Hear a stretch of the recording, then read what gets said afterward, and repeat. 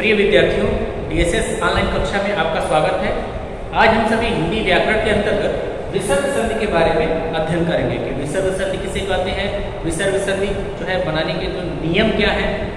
पिछले वीडियो में या पिछली कक्षाओं में मैंने आपको व्यंजन संधि और उसके नियम और उसके पहले जो है स्वर संधि और उनके जितने उपभेद हैं, जैसे दीर्घ संधि, गुण संधि, वृद्धि संधि, यड़ संधि और अयादि संधि, इसके बारे में मैंने आपको बता दिया था।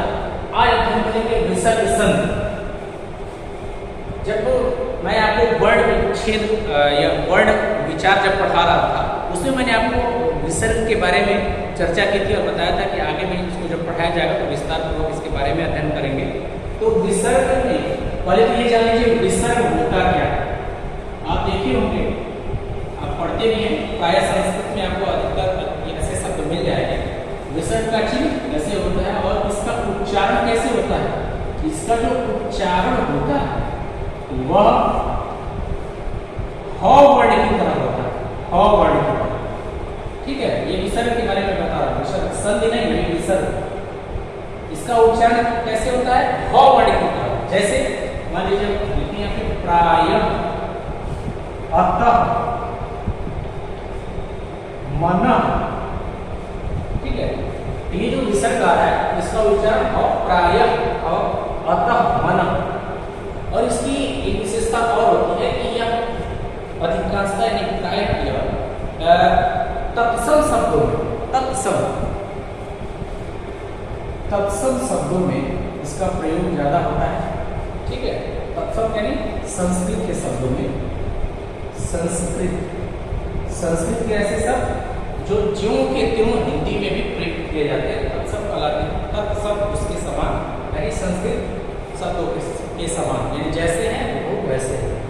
ठीक है, तो ये दूसरी विशेषता है। तीसरा जो होता है, अब ये तत्सम शब्द अधिकांशतः होते हैं ये विसर्ग। ठीक है, विसर्ग से युक्त जो शब्द होते हैं वो तत्सम होते हैं। तो अगली विशेषता अपने आप जो है निकल के आती है कि इनका प्रयोग जो है हिंदी की अपेक्षा संस्कृत में ज्यादा होता है। आप अपनी संस्कृत रुचिरा जो आपकी पुस्तक है उसमें देखेंगे इन विसर्गों का जो है प्रयोग सबसे ज्यादा उसमें मिलेगा संस्कृत के शब्दों में। तो ये कुछ विशेषताएं हैं जो विसर्ग से संबंधित थी, मैंने आपको बताई। इसको आप ध्यान में रखिएगा। अब हमें पढ़ना है कि विसर्ग संधि क्या है। संधि मैंने बताया था कि जब दो वर्ण आपस में मिलते हैं तो उनसे जो विकार होता है तो उसे हम संधि कहते हैं। ठीक, तो इसमें किस तरह का विकार होगा, तो विसर्ग का जब विसर्ग का पहले इसको समझ लीजिए एक बार और, तब लिखाऊंगा मैं यहाँ पे। विसर्ग का जब विसर्ग का स्वर या व्यंजन वर्णों के साथ मेल या जोड़ होता है और उसके बाद जो विकार या परिवर्तन होता है तो उसे हम क्या कहते हैं, विसर्ग संधि कहते हैं। ठीक है, इसी को मैं यहाँ लिख दे रहा हूँ कि जब विसर्ग जब भी आएगा तो आप ये चिन्ह याद रखिएगा। आपको ये विसर्ग मिला नहीं, लिखा हुआ नहीं मिलेगा, ये चिन्ह मिलेगा हर जगह। तो जब विसर्ग का मेल स्वर अथवा व्यंजन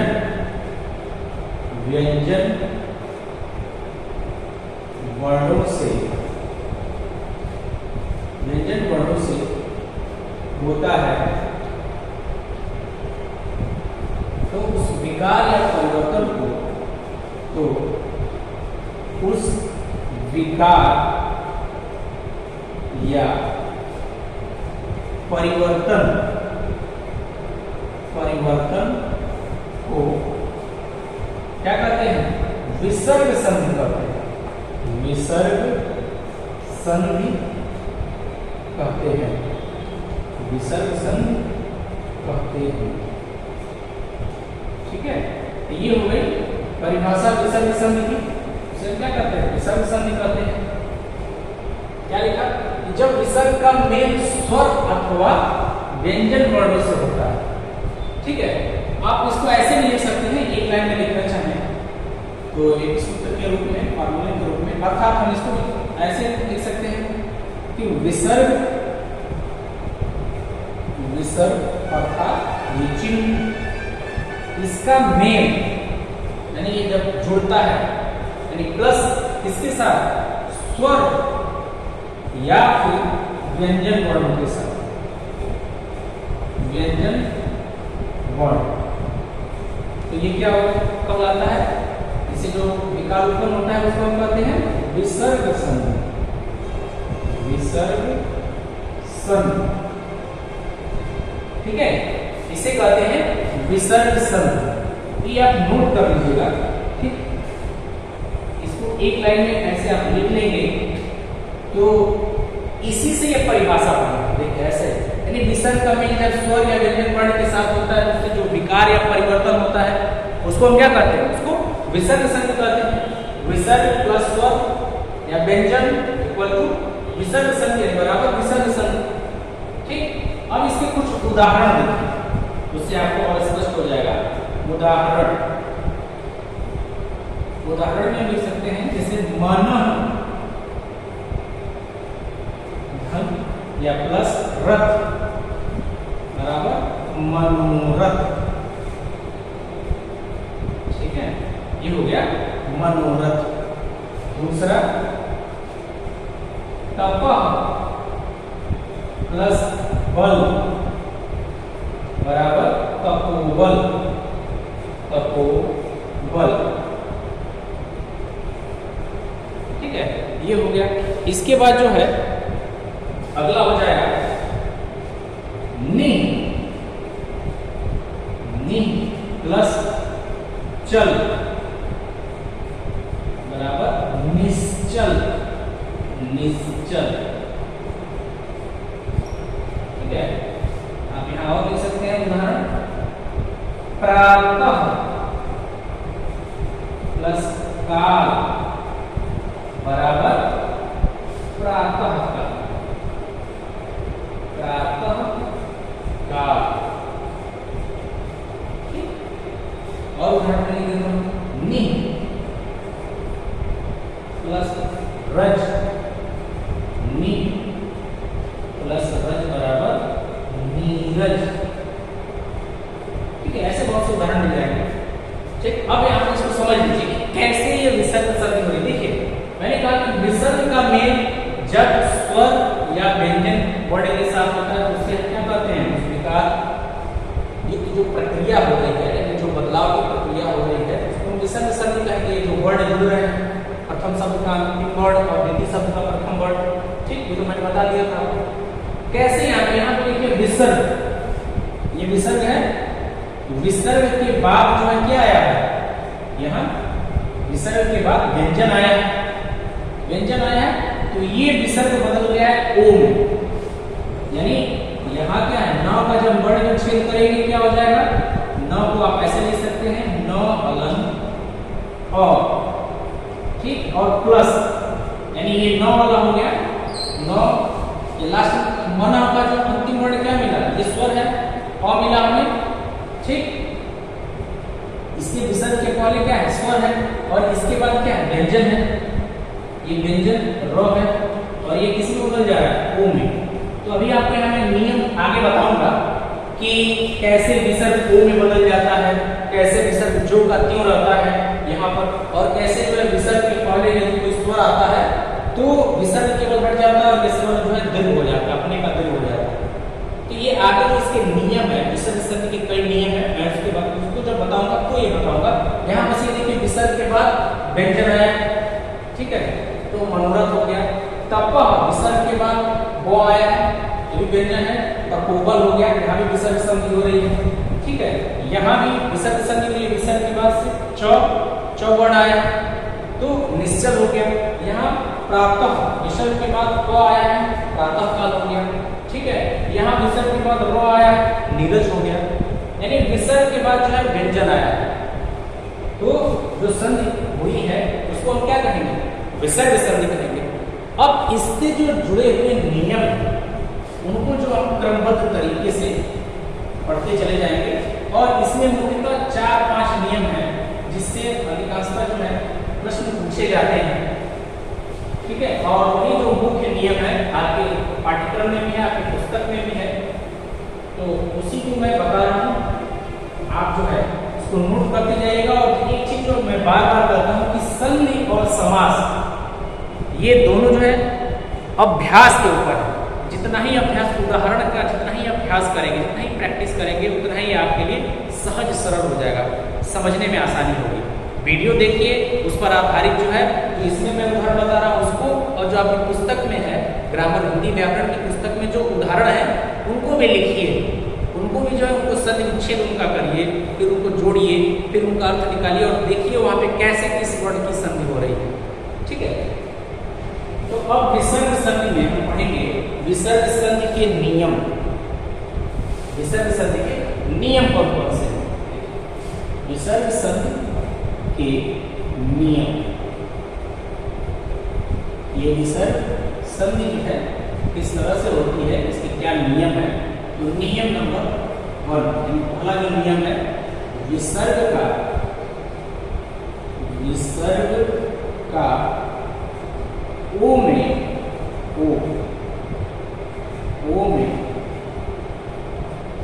परिवर्तन,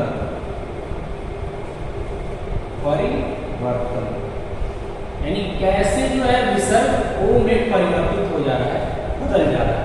ठीक है, पहला नियम ये देखेंगे। तो इसका नियम जो होता है वो ये है कि जब विसर्ग के पहले कोई स्वर आए और विसर्ग के बाद कोई स्वर हो, या किसी वर्ग का तीसरा, चौथा, पांचवा व्यंजन हो, या फिर य, र, ल, व, ह, इनमें से कोई वर्ण हो, तो जो है वो विसर्ग जो है वो बदल जाता है, इसमें ओ में बदल जाता है, ओ में परिवर्तित हो जाता है। ठीक है, देखिए इसका नियम क्या है कि जब विसर्ग से पहले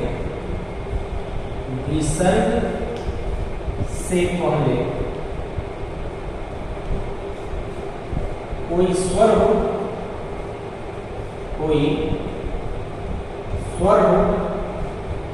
और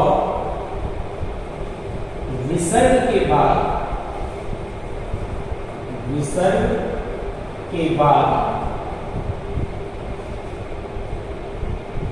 स्वर या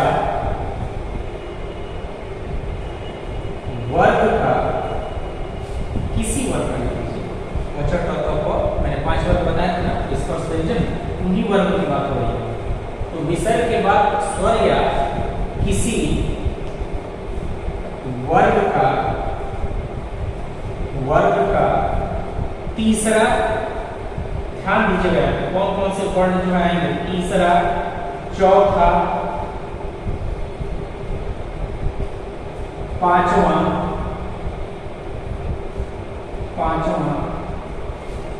किसी वर्ग का तीसरा, चौथा, पांचवा वर्ण या य, र, ल, व और ह,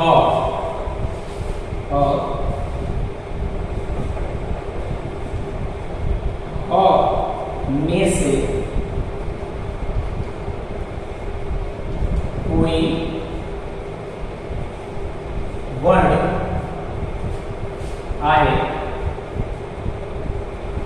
आए तो विसर्ग ओ में बदल जाता है, विसर्ग ओ में बदल जाता है, ओ में बदल जाता है, ओ में परिवर्तित हो जाता है। ठीक है, देखिए ये पहला नियम क्या है? पहला नियम है कि जब भी विसर्ग से पहले, ठीक, जैसे मान लीजिए मैंने यहां लिखा कि विसर्ग है, इसके पहले कोई स्वर, ठीक, नियम समझ लीजिए, विसर्ग के पहले कोई स्वर, ठीक, और उसका मेल जो है किसी स्वर से हो रहा है, उसके बाद इस विसर्ग का मेल किसी स्वर से या फिर वर्ग के तीसरे, चौथे या पांचवें वर्ण से हो रहा है, या य र ल व में से कोई एक है, य र ल व ह, इनमें से कोई एक वर्ड है, ठीक, यानी ये चीजें यहाँ आ गई, इनमें से कोई एक है, तो ये विसर्ग किसमें बदल जाता है, ये विसर्ग जो है बदल जाएगा ओ में परिवर्तित हो जाएगा।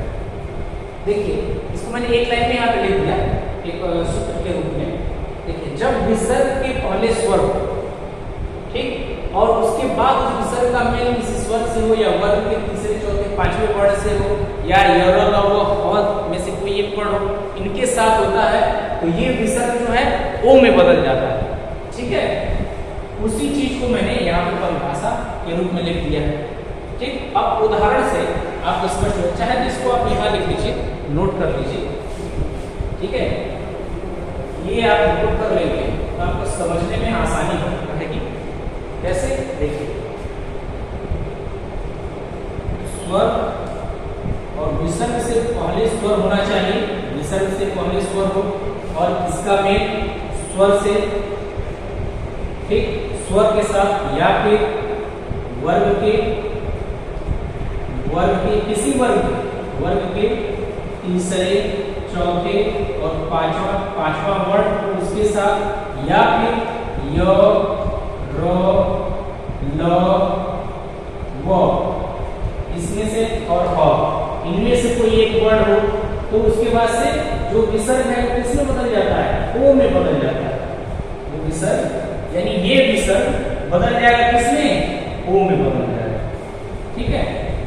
तो इसको भी आप चाहें तो नोट कर सकते हैं और नोट कर लीजिएगा, ठीक है, नोट कर लीजिएगा, क्योंकि ये आपको बुक में ऐसे नहीं मिलेगा, वहां परिभाषा दे दिया गया है। और ये एक लाइन जब लिख लेंगे तो आपको समझ में आ जाएगा कि विसर्ग की संधि कैसे यहाँ पे हो रही है और किन परिस्थितियों में हो रही है और विसर्ग किसमें परिवर्तित हो रहा है या बदल रहा है, ठीक, ये हो गया। अब 2-3 उदाहरण जो है इस पर मैं आपको बता दूं ताकि आप इसे आसानी से समझ पाए। उदाहरण देखिए, उदाहरण में जैसे मन प्लस रथ, ठीक, बराबर मनोरथ, ये हो गया, ठीक है। और तपबल वाले लीजिए, तपह प्लस बल बराबर तपोबल, ठीक है, तपोबल। अब देखिए यहाँ से विसर्ग के पहले अब नौ का, जैसा कि मैंने इससे पहले बताया था, वर्ण विच्छेद जब इसका करेंगे तो नौ हलन और मिला, ठीक है, ये 9 हो गया। तो विसर्ग से पहले क्या है यहाँ पे, विसर्ग से पहले यहाँ पे अ आ गया, स्वर आ गया, ठीक, और विसर्ग के बाद या स्वर हो या एर जो है किसी वर्ग का तीसरा चौथा पांचवा वर्ण हो या फिर य र ल व ह में से कोई एक हो, तो र मिल गया हमें, ठीक, ध्यान दीजिएगा। यहाँ से विसर्ग के पहले अ मिला, विसर्ग के बाद से र मिल गया, तो ये विसर्ग किसमें बदल जाएगा, ओ में बदल जाएगा। और देखिए यहाँ पर यह विसर्ग ओ में बदल गया, मनोरथ हो गया, मन प्लस रथ बराबर क्या हो गया, मनोरथ हो गया, ओ में बदल गया विसर्ग, ठीक, वही चीज यहाँ पे है। और यहाँ प का जब वर्ण विच्छेद करेंगे तो प हलन अ हो जाएगा, ठीक, और ये ब मिला। तो मैंने क्या कहा था कि कोई स्वर हो या किसी वर्ग का तीसरा चौथा पांचवा, तो देखिए प क्या है, प वर्ग का प ब और म, ये प वर्ग में आते हैं, प वर्ग में ये 5 आते हैं ना। तीसरा देखिए यहाँ पे ब क्या है, तीसरा वर्ण है, पहला दूसरा तीसरा वर्ण, ये तीसरा आ गया, ब मिल गया हमें, यहाँ ब है। तब जो इस परिस्थिति में क्या होगा, ये विसर्ग जो है ये ओ में बदल जाएगा और विसर्ग यहाँ पर ओ में बदल गया, ठीक है। तो विसर्ग से संबंधित ये पहला नियम था आपकी पुस्तक में, इस पर आधारित कई उदाहरण दिए हुए हैं। जैसे मान लीजिए मनोबल हो गया, इस तरह से और भी उदाहरण मिल जाएंगे, आप वहां से उसको कर लीजिएगा, ठीक है। और कोई समस्या आएगी तो पूछिएगा। तो ये पहला नियम था। एक और नियम है, उसको भी मैं बता दूं, छोटा सा है कि विसर्ग का तालव्य स्वर में परिवर्तन, तालव्य स्वर में कैसे परिवर्तित हो जाता है कि जब विसर्ग के बाद च छ स आए तो विसर्ग जो है किसमें बदल जाता है, विसर्ग स में बदल जाता है, ठीक है। ये दूसरा नियम समझिए कि विसर्ग का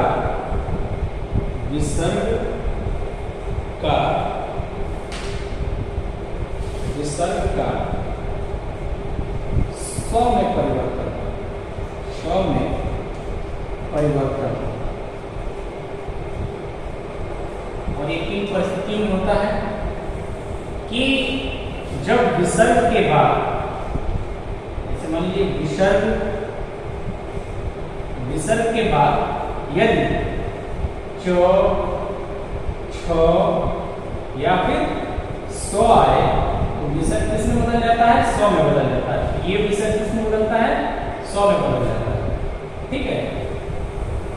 ये हो गया हमारे फार्मूला, हो गया सूत्र, हो गया कि विसर्ग के बाद विसर्ग का जब मेल या जोड़ च के साथ, छ के साथ या स के साथ होता है तो ये विसर्ग किसमें बदल जाता है, स में बदल जाता है, आधे स में। तो कौन सा स है, तालव्य स, ठीक है।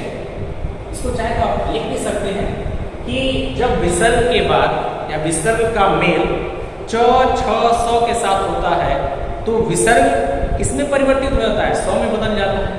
जैसे उदाहरण देखिए, उदाहरण से आपको और स्पष्ट हो जाएगा। जैसे नि प्लस चल, ठीक है, ये क्या हो जाएगा, निश्चल, निश्चल, ठीक है। अब यहां देखिए विसर्ग का मेल किसके साथ हो रहा है, च के साथ, तो ये विसर्ग किसमें बदल रहा है, श में बदल गया। नी है यहाँ पर, ठीक, चल भी है, नी भी है, और ये विसर्ग केवल किसमें बदल गया, आधे स में बदल गया, ठीक है। और यही नियम है कि विसर्ग के बाद यदि च आता है तो ये आधे स में बदल जाएगा। स के नीचे हलंत लगा हुआ है, ये स्वर रहित है, ठीक है। आगे में आप देखिए वो नियम, ठीक, यानी यहाँ कौन सा नियम आया, विसर्ग के बाद क्या मिला है, च, विसर्ग के बाद च मिला है और ये बदल गया स, ठीक। निह प्लस चल। अब दूसरा उदाहरण है, निह प्लस छल, ये हो जाएगा निश्चल, निश्चल, ठीक है। तो इसमें भी विसर्ग के बाद से छ आया है, हमारा नियम में विसर्ग के बाद से छ आया तो विसर्ग किसमें बदल जाएगा, स में, तो निश्चल हो गया। अब देखिए एक और उदाहरण, हरि प्लस चंद्र, ये क्या हो जाएगा, हरिश्चंद्र, हरिश्चंद्र, ठीक है। और स्व से संबंधित लिख लीजिए, दु प्लस शासन, ये हो जाएगा दुशासन, दुशासन, ठीक है। तो यहाँ भी आपने देखा विसर्ग का जब मेल स्वर के साथ हो रहा है तो किसमें बदल जा रहा है, आधे स्वर में बदल जा रहा है। यहाँ दुशासन हो गया, यहाँ निश्चल हो गया, यानी विसर्ग का मेल किसके साथ हुआ, छ के साथ, और ये किसमें बदल गया, स में बदल गया, ठीक। और यहाँ विसर्ग की संधि किसके साथ हो रही है, स वर्ण के साथ, और ये किसमें बदल गया, स में बदल गया, ठीक है। और ये कौन सा स है, ये है तालव्य स। यहाँ भी वही है, विसर्ग का मेल जो है च से हो रहा है और ये किसमें बदल रहा है, स में बदल गया, ठीक। तो ये है दो नियम विसर्ग से संबंधित। उम्मीद है आपको अच्छे तरीके से समझ में आया होगा। प्रयास कीजिएगा कि अधिक से अधिक आप इन पर आधारित जो है उदाहरणों को हल करिएगा, जो पुस्तक में दिया हुआ है। कोई समस्या आएगी तो पूछिएगा, ठीक है। तो आज के लिए बस यहीं तक। अब आगे जो है 2-3 नियम इसके और हैं, वो भी मैं बताऊंगा, क्योंकि एक साथ जो है 4-5 नियम बता दिया जाए तो फिर जो है आपको समझने में थोड़ा सा दिक्कत हुई, कंफ्यूज होने लगेंगे, ये नियम दूसरे में याद आने लगता है, ठीक है। तो आज के लिए बस इतना ही, बहुत बहुत धन्यवाद।